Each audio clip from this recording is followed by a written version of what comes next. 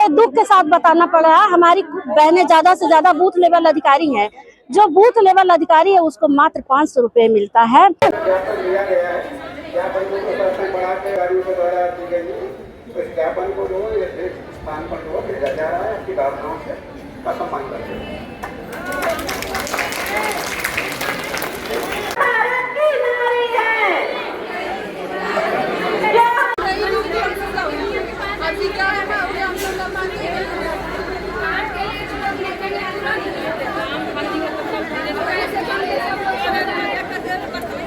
अरे बहुत पहले का है भाई, कल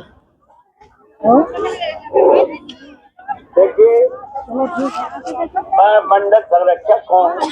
राज्य सरकारी का काम आप ले रहे हैं तो राज्य सरकारी का दर्जा दीजिए हमें।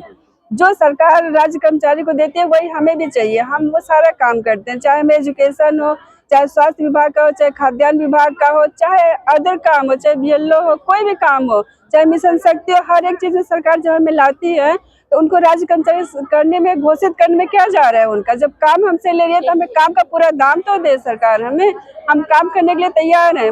आजमगढ़ से एक अहम खबर सामने आई है, जहां आंगनबाड़ी कार्यकर्ता एवं सहायिकाओं ने अपनी लंबित मांगों को लेकर सरकार का ध्यान एक बार फिर आकृष्ट किया है। आंगनबाड़ी संयुक्त मोर्चा उत्तर प्रदेश से जुड़ी विभिन्न संगठनों की पदाधिकारियों ने माननीय प्रधानमंत्री और उत्तर प्रदेश के मुख्यमंत्री के नाम ज्ञापन सौंपा है।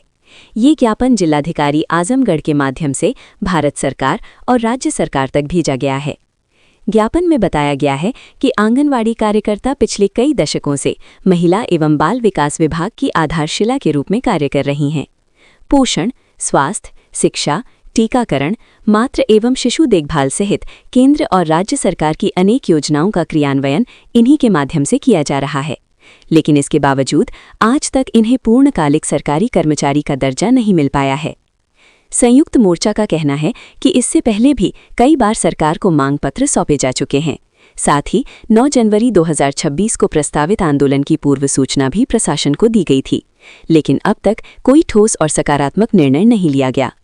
ज्ञापन के माध्यम से आंगनबाड़ी कर्मचारियों ने वेतनमान, भविष्य निधि, पेंशन, ग्रेच्युटी, महंगाई भत्ता, सवेतन मेडिकल अवकाश, सेवानिवृत्ति की आयु 65 वर्ष किए जाने, पदोन्नति, पोषण ट्रैकर के लिए मोबाइल फोन और डेटा भत्ता, 1500 रुपये प्रोत्साहन राशि को मानदेय में शामिल करने जैसी कई मांगें रखी हैं।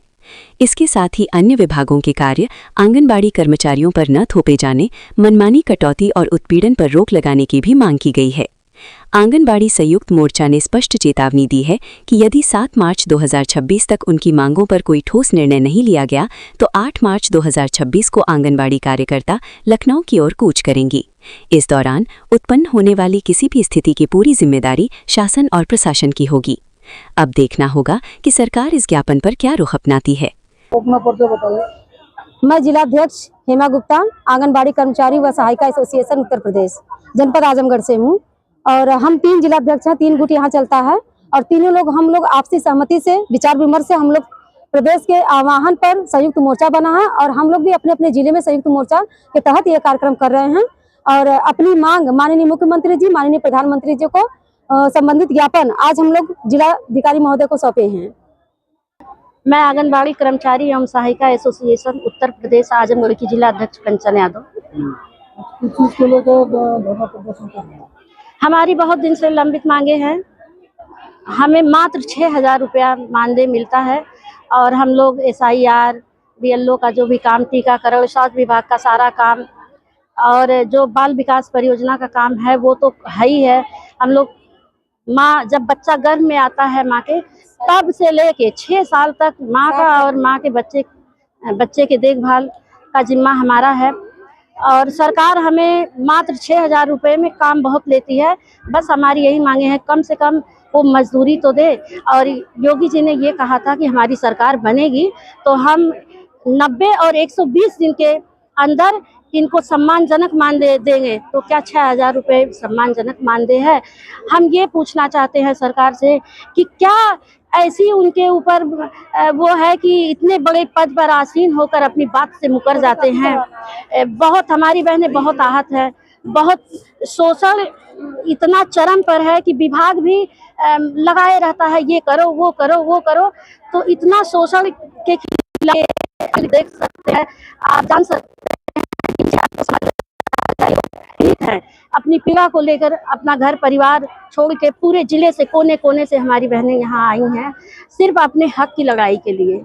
और अगर हमारी मांगे पूरी नहीं होती हैं तो हम लोग बहुत बड़े आंदोलन के लिए बाध्य होंगे। इसकी पूरी जिम्मेदारी शासन प्रशासन की होगी। सरकार दुख के साथ बताना पड़ रहा है, हमारी बहनें ज्यादा से ज्यादा बूथ लेवल अधिकारी हैं। जो बूथ लेवल अधिकारी है उसको मात्र 500 रुपए मिलता है।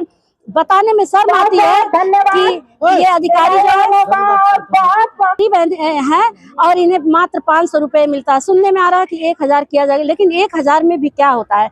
ये बूथ लेवल अधिकारी हैं तो कम से कम इनको 20,000 25,000 रुपए में तहसील बात। और हमारी ये बहनें हैं तो कितनी बहनें नाम लेके हम बता सकते हैं, वो ब्लड प्रेशर की, बीपी की मरीज हो चुकी हैं इस काम के चलते। बहुत टेंशन है इस काम में, सरकार के प्रेशर की वजह। जी, मैं नीतू पांडे महिला आंगनबाड़ी कर्मचारी संघ से हूँ। हम लोग अभी अकेले लड़ते लड़ते थक गए हैं, इसलिए हमें निर्देश मिला कि हम एकजुट होके एक बैनर के तले होके एक साथ धरना प्रदर्शन करेंगे और अपनी मांगों को लेके रहेंगे सरकार से। हम सब जब एकजुट होंगे तभी हमारी मांगे पूरी होंगी। हम लोग काफी लंबे समय से अकेले लड़ के वो गए, कोई कार्य हमारा पूरा नहीं हुआ, इसलिए हम लोग अब विचार विमर्श किए। हमारे पदाधिकारी बोले हैं कि आप लोग एक बैनर के तले होकर एक साथ लड़िए और सरकार से अपनी मांगे पूरी करवा लीजिए। सरकार को मांग पूरी करनी पड़ेगी। हम बटे थे तो अलग थे, अब हम एकजुट हुए तो मांग लेके रहेंगे सरकार को। अब पूरा विश्वास और ये पूरे हिम्मत और जोश के साथ हम एक साथ हुए हैं लेने के लिए अगर मगर के लिए नहीं, अपना हक लेने के लिए एक साथ हम लोग एकजुट हुए हैं।